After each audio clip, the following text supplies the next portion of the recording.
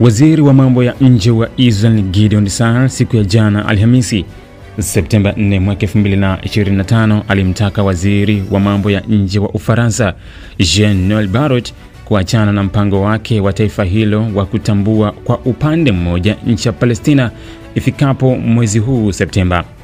Katika mazungumzo ya simu baina yao, Saar alisisitiza kuwa hatua hiyo ya Ufaransa inahatarisha utulivu wa Mashariki ya Kati na kuhujumu maslahi ya kitaifa na usalama wa Israel.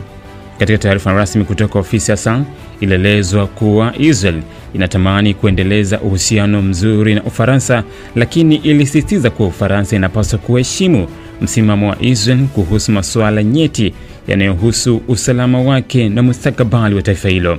Waziri Gideon alienda mbali zaidi na kusema kwamba ziara yoyote ya Rais wa Ufaransa Emmanuel Macron nchini Israel haina nafasi iwapo Ufaransa itaendelea kusisitiza kutambua nchi ya Palestina bila makubaliano na Israel. Taarifa hiyo imekuja kufuatia ripoti ya kituo cha utangazaji cha Kan nchini Israel kilichoripoti kwamba Waziri Mkuu wa Israel Benjamin Netanyahu alimwekea sharti Rais Macron kwamba hatakaribishwa nchini humo iwapo ataendelea na mpango wa kutambua taifa la Palestina. Hata hivyo, Macron alikataa sharti hilo.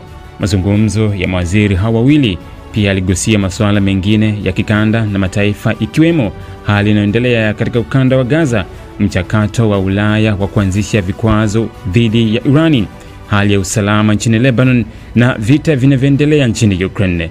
Hadi sasa hakuna taarifa rasmi iliyotolewa na serikali ya Ufaransa kuhusu mazungumzo hayo.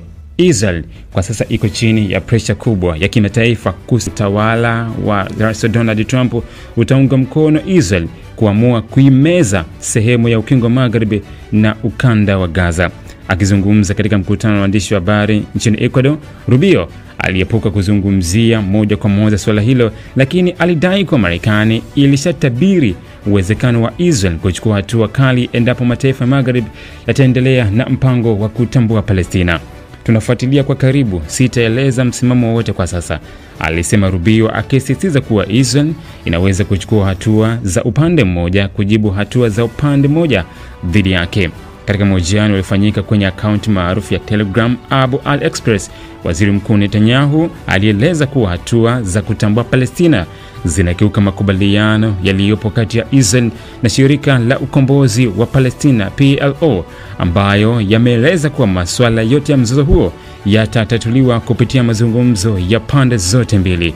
Lakini kama watachukua hatua za upande mmoja dhidi yetu, wasishangae tukuchukua hatua za upande mmoja pia. Nitafanya nini sasa? Sitafichua hapa kwa sasa, alisema Benjamin Netanyahu.